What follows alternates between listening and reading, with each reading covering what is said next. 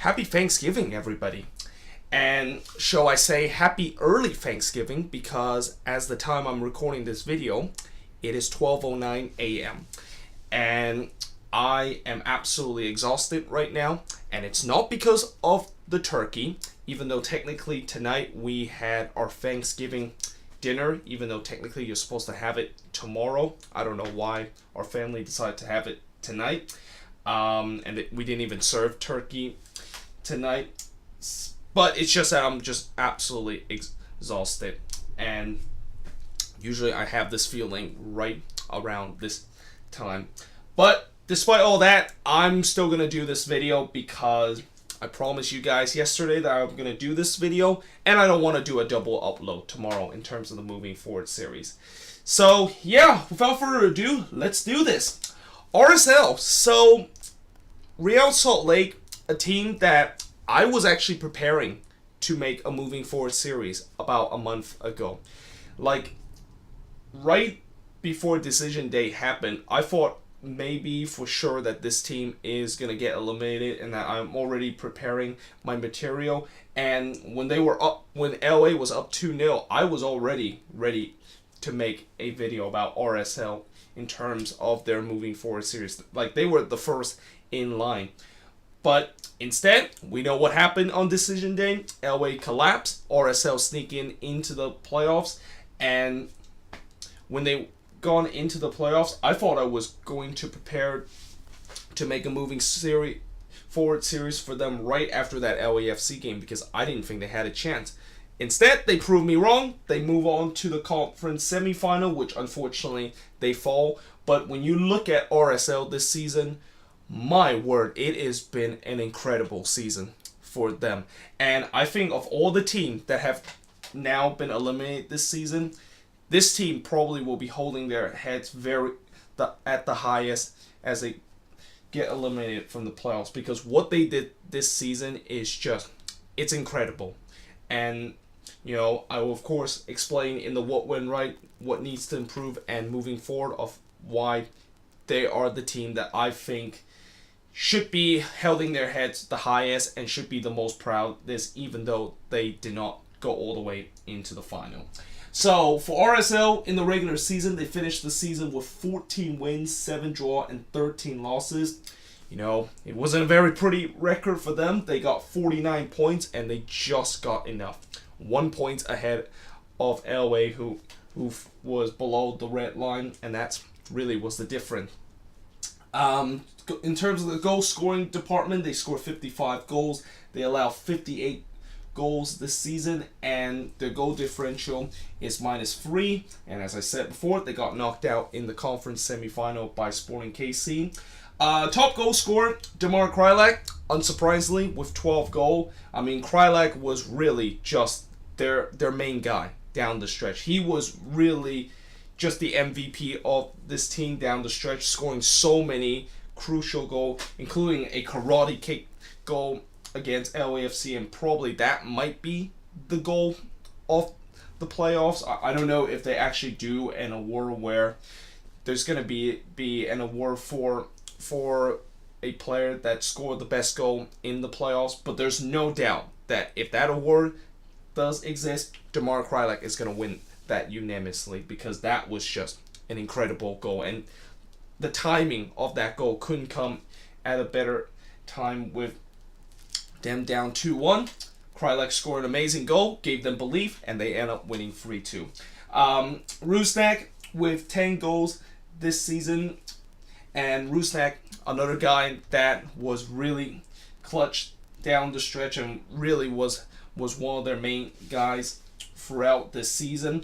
And you saw how much they missed Rusnak in that second leg against Sporting KC when he was suspended. And then you got João Plata at 8 goals. You know, João Plata started out pretty well, but as the season goes on, and especially in the last 2 months of the season, he pretty much did nothing. And then Corey Bear, of course, with 8 goals. You know, Corey Bear, Rookie of the Year this season, and well deserved to be the Rookie of the Year, because this is a guy that was coming into this season completely unknown, and then by the end of the season, everybody knows his name.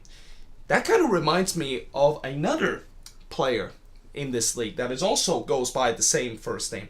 His name is Corey Burke, and how he just came out of nowhere, decided to be the main man for the Union and scoring those crucial goals for the Union. And it's kind of the same thing with Corey Bear with RSL scoring some good goals, and really just kind of like gave RSL kind of a belief the fact that they actually have a goal scorer in terms of that striker position. RSL, we talked about throughout the season of how this is a team that just does not have a striker on their team. There's just no one in that striker position that can score the goal, and usually that is not a good recipe to be a good team unless your team is named Sporting KC. But they've kind of found that striker with Corey Bear, and if he can do almost the same thing as he did this season into next season, then I think they might have just find their striker, and they didn't even need to spend any money to find that. And then Jefferson Savarino with 7 goals to round up the top 5 in terms of the top goal scorer. And then the top assist leader, Jefferson Savarino with 11 assists, Joao Plata with 8, Damar Kreilach with 8 assists, Albert Rusnak with 7 assists. And this is where it gets interesting, because I thought for sure that Damar Kreilach and Rusnak was the top assist guy, because it looked like at times they were really providing the assists for Joao Plata and Savarino and also Corey Bear. But no, it's actually Savarino and Plata the one are providing the ball to Kreilach and Rusnak and also Corey Bear. And then to round up the top 5 list, we got Sebastian, also known as Bofo Salcedo, with 5 assists. Now, what went right with RSL? And I do apologize if you can't really quite see this, but what went right for them is that, again, they went further than anybody expected them to be in the playoffs. And the fact that they were in the playoffs is just, it's a miracle, the fact that they were even in the playoffs. I mean, Mike Pecky even said that they had 1 in a million shot of making the playoffs. And who would have thought that in 1 in a million shot, that shot got them in the playoffs. And not only they got into the playoffs, they also beat not just beat, but they also won a series in the playoffs against an expansion team that is LAFC. Like, nobody thought that was going to happen, but yet they did it, and they were able to get to the conference semifinal, which again they put up a very spirited fight against Sporting KC. I mean, they gave Sporting KC all they can handle in that conference semi-final matchup. And then the second thing that went right for them is that the homegrown and talented midfielder stepped up. And, we talked about RSL and how this is a team that certainly is a very young team and is a team that has a couple of homegrown players. And in some sense, I really think that this RSL team is started to quietly become one of the best team in terms of utilizing their homegrown and also their academy kind of player. I mean, we talk about FC Dallas and the Red Bulls are the best in terms of utilizing their homegrown and also their academy. RSL is right up there after what they did this season, and so many of these homegrown players and so many of these kind of players that came out of the RSL academy really has stepped up for this team. And then the third thing is just simply Mike Pecky. I mean, he probably is my favorite manager besides the fact that, usually my favorite manager is usually the manager, whoever is the manager of the Quakes, although technically this season, you know how much I hate Starhay. So I think if I had to go on a list of who is my favorite manager from this season, it has to be Mike Pecky. I mean, this guy, he is not only just amazing in terms of the way that he sets up this RSL team, but off the field, he is also a very cool guy, and he's also not afraid to shy away from attention and be aggressive in terms of some of his press conference. I mean, I think probably the most famous moment, and probably will be a moment that's going to go down right up there as some of the best coach rants that we have ever seen in a press conference, is Mike Pecky roasting the MLS referee and roasting VAR about the way that it's been utilizing, and he even said that, go ahead, fine me. I don't care if they fine me. I mean, that's an instant classic of a coach rant, and I hope in the next 10 years, if we will talk about which is the best coach rant we ever had in MLS, this one will be right up there as one of the best rant. It is just amazing of what he did. And the fact that I know some people will say, well, he shouldn't have done that because he knows that he's going to get fined. Well, he knew it. He knew he was going to get fined. He even said it in the press conference too. And, if you're a coach and you're just getting frustrated about the refereeing, and we've seen so many times where coaches are they don't really step up, and they don't really want to talk about the refereeing decision because they know that they're going to get fined, and they know the media is going to attack them because of that. But Mike Pecky, what he did this season, maybe this will also kind of trigger some other coaches that want to complain about the referee. And I'm not saying that should be a good thing, but when you look at the refereeing that we had this season in MLS, yeah, it is not very good whatsoever, and it's rightfully so. They need to be criticized. I mean, I even made a video about that, which thankfully that one did not get taken down by MLS or the Pro Referee Association. But what needs to improve for RSL? Well, the most obvious thing they need to improve is their road form. I mean, 3 wins this season. By far one of the lowest road wins coming into the playoffs and out of all the teams in the playoffs. And it's just that this team just cannot win on the road. No matter if they face a good opponent or they play a weak opponent, they just look nothing like a team that should belong in the playoffs whenever they go on the road. They just look like, the worst team whenever they go on the road.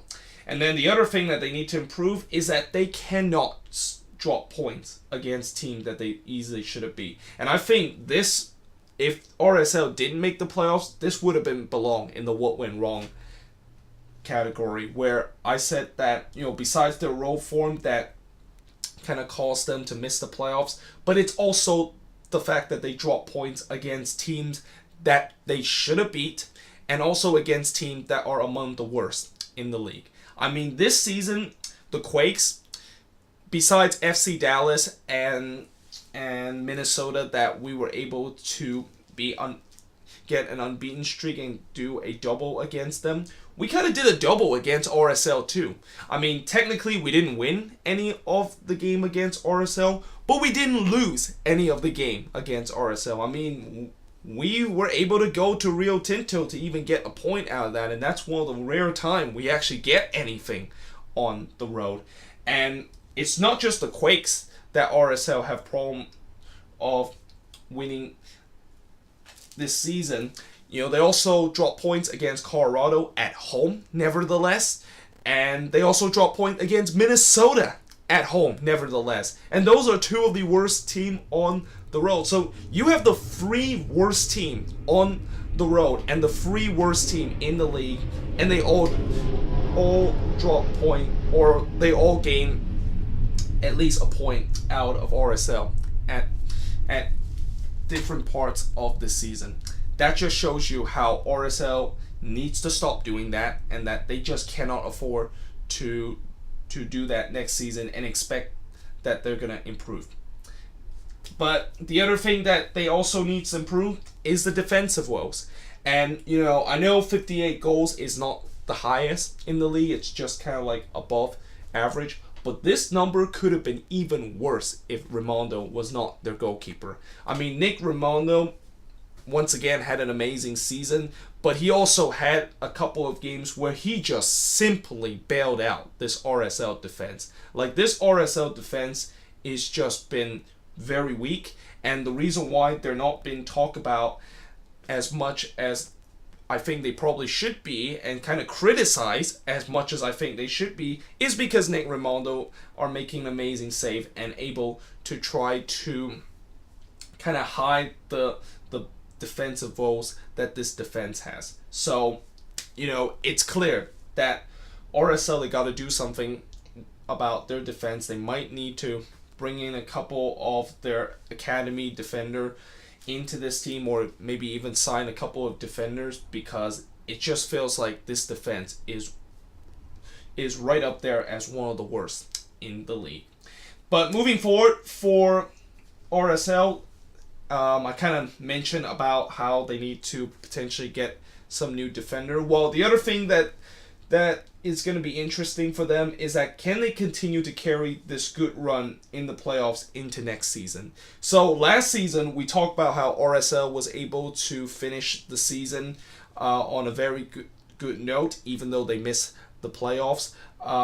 And we thought that this team was going to make the playoffs, which they eventually did, but we didn't think that they're going to make the playoffs. Simply, they rely on other teams just completely annihilating and then just getting super lucky to get into the playoffs. Like, that is something we definitely did not expect it.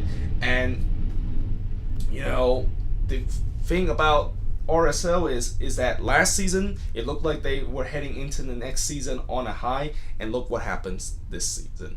So the question is it going to happen again next season, where everybody says that, RSL is looking very good this season. They went to the conference semifinal when nobody expected them. What a great kind of season that they have. So that means that they should be better next season. They definitely would look like a competitive team. Yeah, what happened if that is not going to be the case again? And the other thing is that can they fix their road form? Because this is clearly a team that rely heavily on their home form, and what we've seen last season with two teams that heavily rely on their home form and just not do very well on the road, the San Jose Earthquakes, the Houston Dynamo, look what happened this season. Like, the Quakes just had one of the worst season in MLS history, and the Dynamo also finished in 10th place and missing the playoffs. So, if that, of course, is going to be the case, then next season, if RSL is going to continue to rely on their home record, then yeah, that is not going to end up very well. And this season, there's been times where they rely on that home record, but there have also been times that when they rely on it, they also drop a couple of points at home. It's not like they were absolutely perfect and that the Riot was an absolute fortress at time, which I think it still is, but at times they had definitely showed some holes that they did drop a couple of key points at home that they just cannot afford to drop. And even heading into the latter part of the season, I even said that they just cannot afford to drop any more points. And look what they did. They dropped points at home. And that's when I fear about this team's playoff chances, and that it probably have just gone up in smoke. But yeah, again, they need to fix their road form. They need to put pressure or put off pressure on their home form that has been pretty good this season, but we don't know if it's going to be good again, knowing what happened to teams last season that rely on their home form. And then the other thing, or the final thing in terms of the moving forward, is that can their home grow and their youngster continue to perform to the next level? So all these youngster and all these guys that have been in the league for only like 1 or 2 years, are they going to get much better heading into the next season? But yeah, either way, that is pretty much it for the Moving Forward series for RSL. Let me know in the comments below, what do you think of it? If you're an RSL fan, let me know in the comments below, what do you think went right this season, what needs to improve, and also moving forward for your team? What do you think is gonna happen? And yeah, hope you guys enjoyed this video. If you do, make sure you guys leave a like, smash that subscribe button. Tomorrow on Thanksgiving, I'm gonna do NYCFC in the Moving Forward series. And yeah, I hope to see you guys next time.